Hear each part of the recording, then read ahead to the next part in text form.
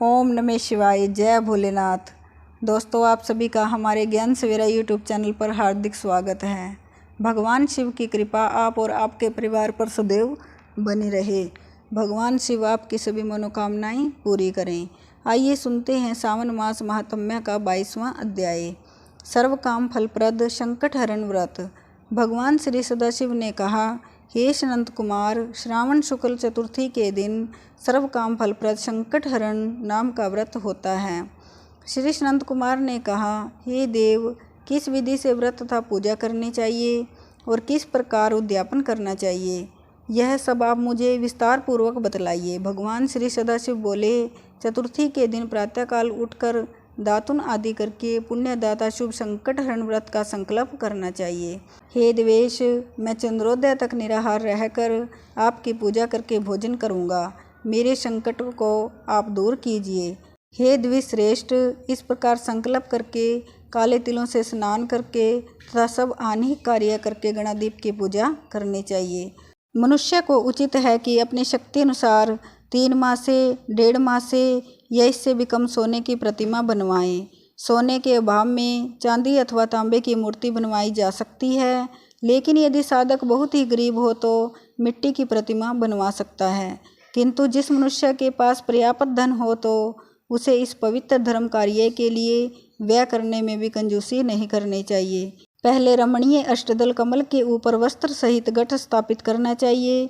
जल भरकर उस पर पूर्ण पात्र तथा प्रतिमा रखकर 16 उपचार द्वारा वैदिक या तांत्रिक मंत्रों से पूजा करनी चाहिए। हे वत्स, तिल युक्त शुद्ध पवित्र घी से 10 लड्डू बनाने चाहिए। उनमें से 5 गणादीप के लिए रखने चाहिए। भक्ति द्वारा देवता की भांति उस ब्राह्मण की पूजा करनी चाहिए। फिर यथाशक्ति दक्षिणा देकर प्रार्थना करनी चाहिए। हे विप्रश्रेष्ठ, हे देव, आपको नमस्कार है। आपके निमित्त इन 5 लड्डुओं को फलों तथा दक्षिणा सहित दे रहा हूँ। हे द्विश्रेष्ठ, आप इन्हें ग्रहण करें। आपत्ति से मेरा उद्धार करें। जो कुछ मैंने अधिक अथवा कम किया है, हे विरूप गणेश्वर, वह सब परिपूर्ण हो। सुस्वादु अन्नों द्वारा ब्राह्मण को भोजन करवाना चाहिए। चंद्रमा को अर्घ देना चाहिए। अब तुम मुझसे उस अर्घ मंत्र को सुनो। अक्षीर सागर संभूत सुधारूप निशाकर तथा गणेश प्रीतवर्धन, आप मेरे अर्घ को स्वीकार करें। इस प्रकार विधि पूर्वक व्रत किया जाए तो गणपति प्रसन्न हो जाते हैं और अभिलषित पदार्थ प्रदान करते हैं। उन पदार्थों को मनुष्य को स्वीकार कर लेना चाहिए। इस व्रत के करने से विद्यार्थी विद्या, धनार्थी धन, पुत्रार्थी पुत्र प्राप्त कर लेता है, मोक्षार्थी गति, कार्यार्थी कार्य सिद्ध कर लेता है, रोगी रोग से छुटकारा पा लेता है, आपत्तियों में गिरे हुए व्याकुल मन वाले, चिंता से ग्रस्त, अपने सगे संबंधियों के वियोग से दुखी जनों के सभी संकट हरने वाला, इष्ट फल देने वाला, पुत्र पौत्र आदि तथा संपूर्ण संपत्ति देने वाला यह उत्तम व्रत है। अब मैं तुम्हें पूजा तथा जप के मंत्र बतलाता हूँ। पहले ओंकार शब्द, फिर नमः, फिर हे रंब के अनंतर लंबोदर शब्द, तत्पश्चात संकट निवारण शब्द को चतुर्थ्यांत बनाकर अंत में स्वाहा शब्द कहना चाहिए। वैसे यह 21 अक्षरों का मंत्र है। मनुष्य को चाहिए कि 10 दिशाओं की पूजा करे। हे वत्स, मैं तुमको लड्डू बनाने की एक और विधि भी बतलाता हूँ। शुद्ध घी से परिपूर्ण तिल सहित मूंग के लड्डू कतरी हुई गिरी डालकर बनाने चाहिए। लड्डू श्री गणेश जी को समर्पित करने चाहिए। अलग अलग नाम पदों द्वारा गणनाथ की पूजा करनी चाहिए। हे मुनि सतम, तुम मुझसे उन नामों को सुनो। गणादीप, आपको नमस्कार है। उमापुत्र, अग्नाशन, एकदंत, दंतवक्त्र, मूषक वाहन, विनायक, ईशपुत्र, सर्व सिद्धि प्रदायक, विघ्नराट, स्कंद गुरो, सर्व संकट नाशन, लंबोदर, गणाध्यक्ष, गौरिया मंगल संभव, धूम्रकेतु, भालचंद्र, असुरमर्दन, विद्यानिधान, विकट और शूर्पकर्ण, आपको नमस्कार है। इन 21 नामों द्वारा गणेश की पूजा करनी चाहिए। भक्ति द्वारा विनम्र हो प्रसन्न मन से देव की प्रार्थना करके कहना चाहिए, हे विघ्नराट, उमापुत्र, अग्नाशन, आपको नमस्कार है। मैंने आज अपनी शक्ति के अनुसार जिस कार्य के लिए आपकी पूजा की, उससे आप मुझ पर प्रसन्न हों। मेरे मन की सभी इच्छाओं को पूरा करें। हे प्रभु, आपकी दया से ही मैं सब कामों को कर पाया हूँ। मेरे शत्रुओं की बुद्धि का नाश तथा मित्रों का बुद्धय करें। इस प्रकार प्रार्थना करके अष्टोत्तर शत होम करना चाहिए। व्रत की समाप्ति के लिए लड्डुओं का वायन देना चाहिए। फलों से युक्त 7 लड्डू रखकर कहना चाहिए, गणेश जी की प्रसन्नता के लिए यह मैं ब्राह्मण को दे रहा हूँ। फिर उत्तम कथा सुनकर बड़ी अच्छी तरह से अर्घ दें। हे सतमे, आगे दिए मंत्र से 5 बार चंद्रमा को अर्घ देना चाहिए। अक्षिरोदार्णव संभूत, अग्निगोत्र समुद्भूत, शशिन रोहिणी सहित मेरे दिए हुए इस अर्घ को स्वीकार करें। फिर क्षमा प्रार्थना करनी चाहिए। ब्राह्मणों को यथाशक्ति भोजन करवाना चाहिए। जो देव तथा ब्राह्मणों को भोजन करवाने के बाद बाकी रह गया हो उसे स्वयं भोजन करना चाहिए। ऐसा ना कर सके तो भोजन यथामुख करना चाहिए। इस प्रकार 3 या 4 मास तक विधि द्वारा व्रत करना चाहिए। 5वें मास में साधक को भली भांति उद्यापन करना चाहिए। साधक को पहले व्रत कुंड की शक्ति अनुसार प्रतिमा बनवानी चाहिए।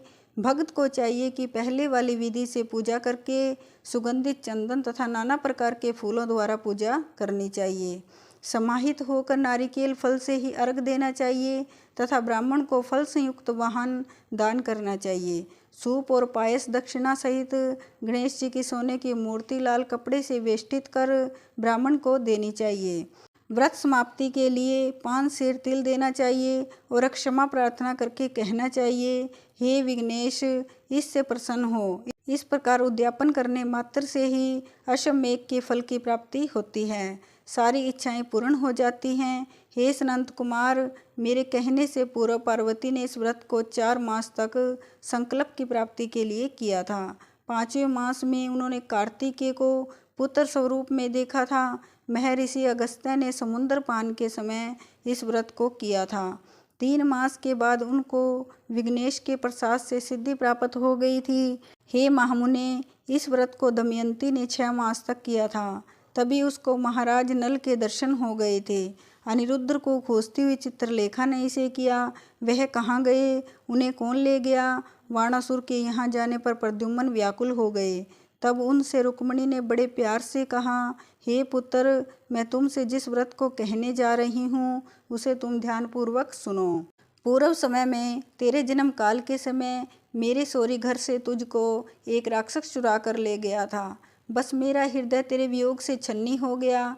मैं बिलखती थी कि मेरे अपने सुंदर पुत्र का मुख कब देखूंगी। उस समय जब दूसरी स्त्रियों के पुत्रों को देखती थी तो मेरा कलेजा फटता था। मैं उन स्त्रियों के पुत्रों को देखकर कहती, कहीं यह मेरा पुत्र ही ना हो। और इस प्रकार तेरे वियोग का दुख झेलते हुए कई बरस बीत गए। भगवत कृपा से हमारे यहाँ लोमश ऋषि आ गए। उन्होंने मेरी दशा देखकर मुझे संकट चतुर्थी का व्रत करने का उपदेश दिया। उनके आदेशानुसार मैंने यह व्रत बार बार किया। बस उसके प्रभाव से तुमने वापस लौटकर शंबरासुर का वध किया था। यदि तुम भी इस व्रत को विधिवत करोगे तो तुम्हारे पुत्र का भी पता चल जाएगा और वह घर वापस लौट आएगा। हे तात, माता के आदेशानुसार प्रद्युम्न ने भी गणनाथ का प्रसन्नतापूर्वक इस व्रत को किया। माता के आदेशानुसार प्रद्युम्न ने भी गणनाथ के प्रसन्न होकर इस व्रत को किया। उसी समय नारद जी ने आकर उनको बताया कि अनिरुद्ध वाणासुरपुरी में हैं। उसी समय प्रद्युम्न वाणासुर की नगरी को गए और वाणासुर को सैन्य सहित जीतकर अपने पुत्र को पुत्रवधू सहित ले आए। प्राचीन काल में दूसरे देवताओं ने भी विघ्नेश के प्रीत्यर्थ इस व्रत को किया था। इस लोक में इस व्रत के समान सिद्धि देने वाला और कोई व्रत नहीं है। ना ही इस व्रत का मुकाबला कोई तप या तीर्थ ही कर सकता है। अधिक कहने से क्या लाभ। कार्य की सिद्धि के लिए दूसरा कोई व्रत नहीं है। इस व्रत का उपदेश नास्तिक, अभक्त और शठ को नहीं देना चाहिए। पुत्र, शिष्य या श्रद्धा युक्त साधु को तुम इसका उपदेश दे सकते हो।